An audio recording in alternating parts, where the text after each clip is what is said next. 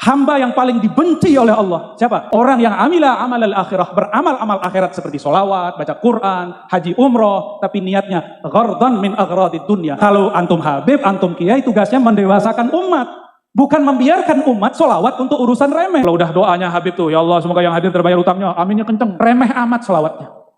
Sholawat begitu, sholawat onta, tahu? Sholawat onta begitu. Kalau kita punya akal, punya kolbu, nggak pantas sholawat minta onta. Paling dibenci oleh Allah, ibadah tujuannya dunia. Sekarang saya tanya, orang berdoa itu beribadah apa tidak? Mesti dong, kalau otaknya utuh itu ya ibadah. Doa itu ya ibadah, bahkan mukhul ibadah, sumsumnya ibadah. Sekarang orang doa minta duit, itu tujuannya biar apa? Biar dapat duit kan? Ada orang doa minta duit tujuannya bukan untuk dapat duit. Doa minta rumah, doa minta rezeki, doa minta makanan. Itu kira-kira dia tujuannya apa? Nggak usah jauh-jauh. Rasa-rasanya Buya ini ngegas di turunan, tikungan pula lupa belok. Nyusruk. Assalamualaikum warahmatullahi wabarakatuh. Bismillahirrahmanirrahim. Allahumma sholli ala sayyidina Muhammadin wa ala alihi wa sahbihi ajma'in, amma ba'du. Ja'alana min ahlil khairi fid dini wad dunya wal akhirah. Saya doakan semuanya mendapatkan kebahagiaan dan kebaikan di dunia dan akhirat. Amin Allahumma amin. Ada narasinya Buya Ar-Razi ini yang tajam sekali, yaitu sholawat onta. Dan itu ditembakkan langsung kepada Habib ya, ketika mengajak bersolawat agar hutangnya lunas. Bahkan dihujamnya luar biasa. Seburuk-buruknya hal yang dibenci Allah, beramal perbuatan akhirat dengan harapan dunia. Saya kasih satu cerita.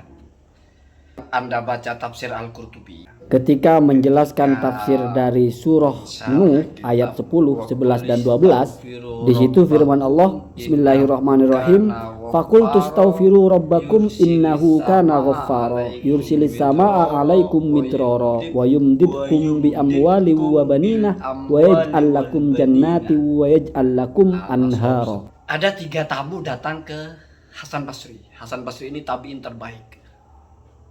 Jadi kalau masih level-level sufi ecek-ecek, jangan membantah Hasan Basri ya. Hasan Basri ini tabi'in levelnya ya.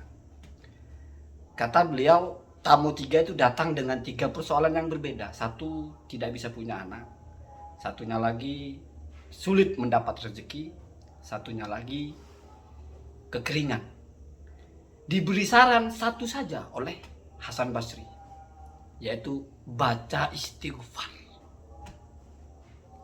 Jadi kalau kamu mau itu hilang, kamu mau punya anak, kamu mau kemarau berakhir, kamu mau rezeki itu lancar, baca istighfar.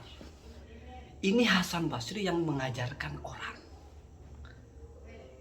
Berani kamu bilang Hasan Basri itu mengajarkan istighfar cap onta.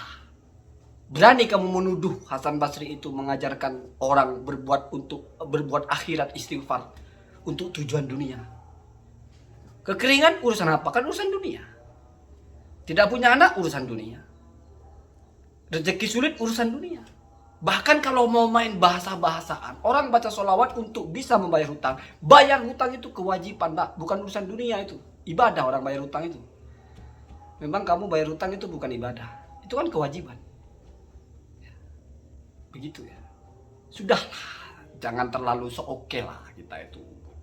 Saya paling geli dan muak kalau ada orang ngomong, oh ini ente masih kalangan fikih, ini sudah kalangan tasawuf. Kaidahnya ahli tasawuf. Kaidahnya. 1. Yukbalu ingkaru al-faqihi alal mutasawwifi walayan akis. Atau kalau mau dibaca lengkap, wala yukbalu ay wa yuraddu ingkarul mutasawwifi alal faqih. Kalau ada orang ahli tasawuf lalu mengingkari hukum fikih, tolak. Sebaliknya, kalau ada orang berdasarkan fikih mengingkari omongan orang tasawuf, harus diterima. Kenapa? Karena fikih ini hukum resmi. Tasawuf itu eksperimen Anda. Tasawuf itu klaim di mana kamu berkomunikasi dengan Tuhan jalur kamu sendiri. Beda dengan fikih, jalur semua orang. Jadi jangan lah. Dikiranya ulama-ulama fikih itu bukan orang tasawuf. Ini saya nggak ngomong Buya Razi ya, ngomong kepada orang-orang yang sok-sok tasawuf, lalu bilang, oh, level fikih, level syariat, ini sudah level tasawuf, kepala lu bau menyan. Misal ada orang, sholat kamu tidak sah kalau tidak khusyuk, tembeleng sama orang fikih. Dari mana Anda ngomong tidak sah sholat kalau tidak khusyuk? Apa syarat sahnya sholat? Begitu ya. Ya kalau soal diterima dan tidak diterima itu kan lain, ini kan bicara sah tidak sah. Biar kita paham. Orang baca sholawat tujuannya misalnya apa, lunas hutang atau urusan-urusan hidupnya lancar. Ini sudah benar, dia itu sudah meyakini, kepalanya itu sudah menerima, hatinya sudah menerima bahwa yang bisa menyelesaikan itu Allah. Makanya dia pakai wasilah yang arahnya ke situ, memuji Rasulullah, memuji kekasih Allah, berharap dari situ dapat fadilah. Itu kok disalahkan? Dulu ada sahabat bertutur kepada Nabi, bercerita, saya banyak membaca sholawat dalam doa-doa saya. Saya menjadikan sepertiga dari doa saya, yaitu berisi sholawat kepadamu. Artinya kalau misalnya doa 3 menit, 1 menit itu dia bersolawat, 2 menitnya meminta hajat.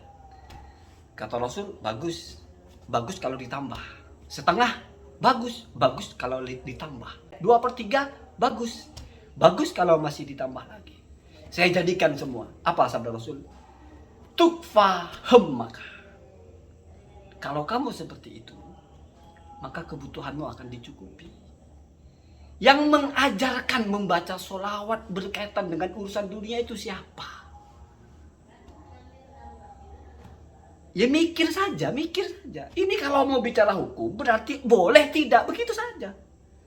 Jangan lalu digas, seburuk-buruknya pekerjaan. Seburuk-buruknya pekerjaan itu orang kalau memang dia niatnya beribadah bukan untuk Allah, tapi untuk manusia. Sholat tujuannya bukan niat karena Allah, tapi memang karena ingin dipuji orang, itu maksudnya. Atau kamu ngajar iya sana sini, padahal tujuannya bukan untuk berdakwah tapi ingin popularitas misalnya, ingin banyak uang misalnya, itu baru masuk. Artinya, oke lah risih mungkin, kok ibadah kok tujuan dunia sih, oke lah. Tapi jangan lalu ditabrak di depan semua orang, nunjuk-nunjuk Habib lagi. Seolah-olah yes betul, dan itu seolah-olah ini antara tai kucing dan coklat gitu. Ini tai kucing ini, baca sholawat kok cap onta tai kucing ini, buang gitu. Seolah-olah begitu. Setahu saya sufi itu nggak begitu kalau ngomong itu. Ahli tasawuf itu kalau ngomong lembut ya, nggak begitu biasa. Ya ahli ini kan ada yang menguasai keilmuannya, ada yang menguasai suluknya ya, ada yang bicara keilmuannya aja tapi suluknya nggak ada yang begitu. Ya baca-baca aja kitab sufi kan sekarang sudah semua mudawwan tertulis. Jadi bisa begitu ya. Artinya kita itu melakukan sesuatu itu jangan dianggap selalu salah. Kenapa saya bilang terlalu salah? Karena dibombardir di debat publik seolah-olah ini bahaya sekali. Orang kok diajar baca sholawat itu lunas hutang gitu. Seolah-olah ini penyakit sekali, paling dibenci Allah. Repot kalau begitu ya.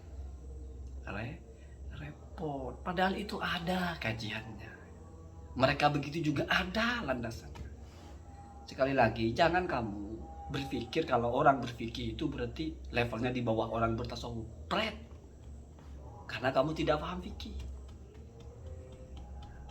Fikih itu mengajari kamu sah beribadah kepada Allah. Mau tasawuf level tai kucing, kalau kamu ibadahnya tidak sesuai dengan fikih, itu tasawuf zindik namanya.